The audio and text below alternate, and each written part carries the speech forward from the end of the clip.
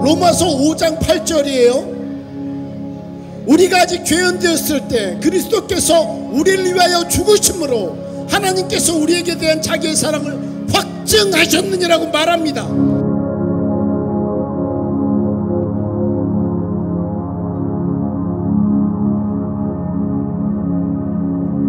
Good afternoon. I am a Korean missionary, and why am I here in the Philippines is because of calling of God.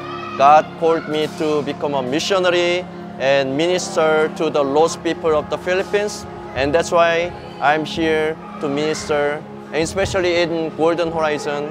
God called me to evangelize because in this town, small town, we have 100,000 neighbors, lost souls. And all of them, they are waiting for Jesus Christ. They are waiting for somebody to reach out and to preach gospel. And that's why God called me to be here until I will see all the neighbors will accept Jesus Christ as their Lord and Savior. That's why I'm here. 로마서 5장 8절에 우리가 하나님께로 돌아갈 수 있는 유일한 길은 바로 예수님을 믿고 영접해 드리는 것이라고 말하고 있습니다. In the book of Romans chapter 5 verse 8, ang tanging paraan para tayo ay makabalik sa Diyos ay ang paniniwalang tanggapin ang Panginoong Jesus sa ating mga puso. Hallelujah!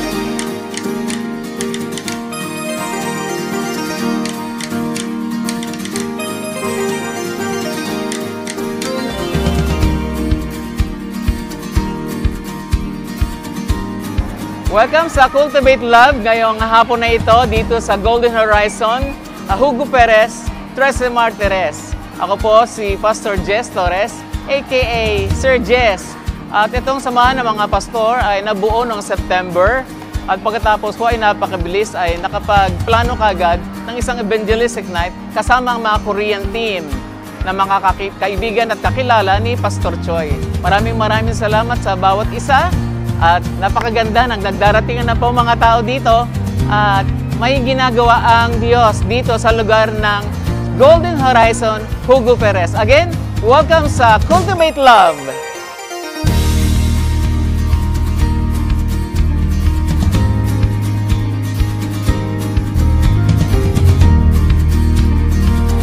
Ako nga pala si Pastor Romel ng my church, the Church of God, na isilalim ng Philippine Missionary Fellowship. Ako po ay nilagay sa event na ito bilang music director at alam kong malaking impact ito sa mga kabataan, lalo ma-develop ang kanilang mga skill, gitara, drums, keyboard, at upang magamit sila sa pagpupuri sa Panginoon, upang magamit ang kanilang paglilingkod at ma-enhance nila ang kanilang mga talento.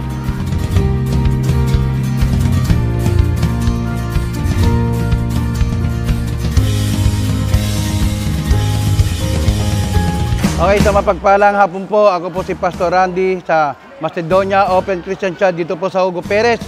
At dumalo po sa event ito, pero ang ministry ko po ay tagapangaral po ng salita ng ating Panginoon sa jeep, sa bus, sa karsada. Ito po ay ginagawa ko para sa kabutihan, para sa lahat upang marinig nila ang salita ng ating Panginoon at marami pang maligtas. Dahil ang nais ng Diyos ay maligtas ang lahat ng tao. Kaya salamat po sa Panginoong Jesucristo na nagkaroon ng event dito sa lugar na ito. Pagpalain po tayo ng ating Diyos.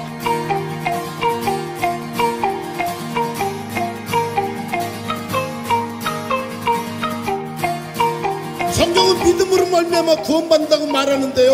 에베소 2장 8절 9절에 너희는 그 은혜에 의하여 믿음으로 말미암아 구원을 얻었나니 이것은 너희에게서 난 것이 아니고 하나님의 선물이라 행위에서 난 것이 아니니 누구든지 자랑하지 못하게 함이라고 기록하고 있습니다.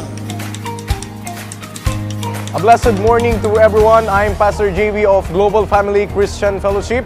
At ang ginampanan po natin dito po sa event na ito, sa Evangelistic Night, ay tayo po yung nag-lead sa intercessor. Alam niyo po mga kapatid, napakahalaga nung pananalangin dahil most of the battle doon sa Bible ay nagtagumpay sa pamamagitan ng pananalangin. Kaya ito po, malaki pong event ito dito po sa Golden Horizon, dito po sa Hugo Perez, na maraming makakapakinig ng salita ng Diyos, maraming makakadama ng pag-ibig ng ating Panginoon. Kaya lahat po ng ito ay para lamang sa kapurihan ng ating Panginoong Jesucristo. Maraming salamat po, and to God be all the glory. Blue House, hello!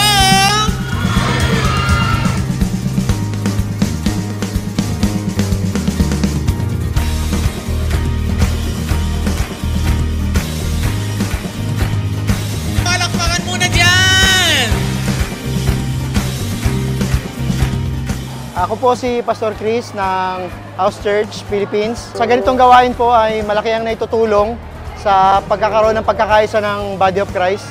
At higit po rito ay yung aming pong gampanin dito sa komunidad na mas lalong nabibigyan ng pagkakataon para maihayag ang salita ng Diyos at magkaroon ng pagkakaisa bilang isang katawan sa ngalan ng Panginoong Hesus.